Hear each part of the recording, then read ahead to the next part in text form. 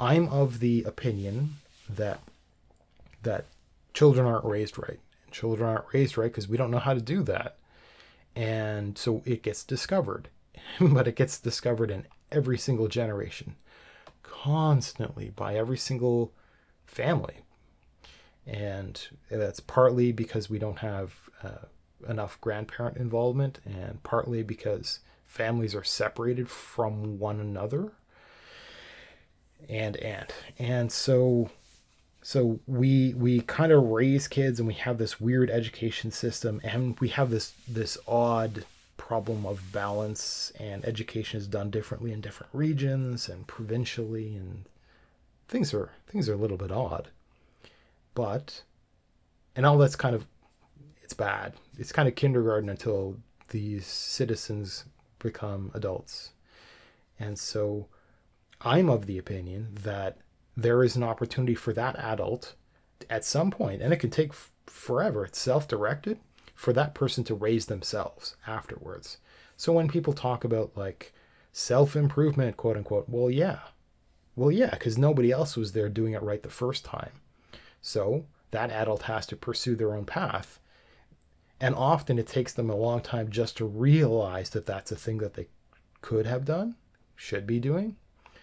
And so something like an online education course, a person shouldn't feel bad about going back to quote unquote school privately, anonymously, to learn stuff from when they were 5.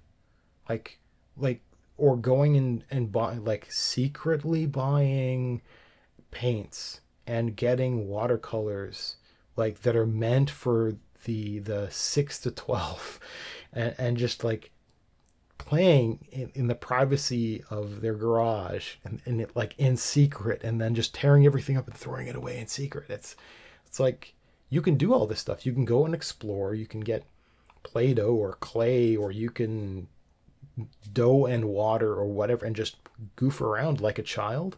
Nobody's gonna know, and it's not expensive or anything. Like your adults are rich compared to like little kids, so you can like do all this stuff, and you can go back to school and not be embarrassed about learning like grade 3 mathematics. You'd be surprised how hard some of that stuff actually is, because as it turns out, it really was useless.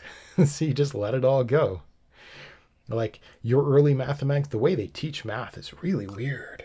Like I know math, I know like counting, I know it just through raw memorization. I have this matrix of numbers that stitch together, and but there's no philosophy behind all of it. I just have it all is as memory. And it turns out it's just filling a lot of memory for no reason. And there are all these tricks for like multiplying multi-digit numbers, for example, or doing addition and subtraction that are like wicked fast, and shortcuts where you don't have to map out all these memorization techniques. And it's people were making fun of this stuff called new math, and new math is not new. It was actually old, and there was this really wacky transition period where crappy memorization based mathematics got thrown in.